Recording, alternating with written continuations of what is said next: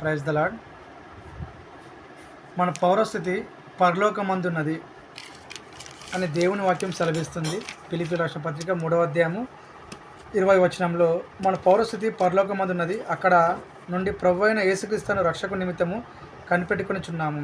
అంటే మన యొక్క స్థితి ఎక్కడ ఉంది అంటే, ఈ లోకంలో పుట్టినది మొదలుకొని చనిపోయిన తర్వాత మరొక జీవితం ఉంటుందనే విషయాన్ని యేసుక్రీస్తు ప్రభువారు మన స్థిరమైనటువంటి నివాసము, మన యోగ్యమైనటువంటి మన ప్రాంతము, మనం తరతరాలు యుగాలు కూడా.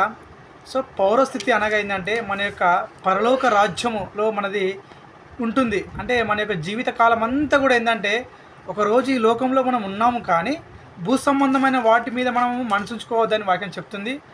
ఏవి యోగ్యమైనవి, ఏవి ఖ్యాతిగలవి, ఏవి రమ్యమైనవి అయినా ఈ లోకంలో మనము బ్రతికినంత కాలం కూడా ఏంటంటే ప్రభుని వెంబడించాలి, ప్రభు సువార్తను అనగా ప్రకటించాలి, యేసుక్రీస్తు ప్రభువుని రక్షకుడు అనే విషయాన్ని మనము సమాజానికి అందించాలి.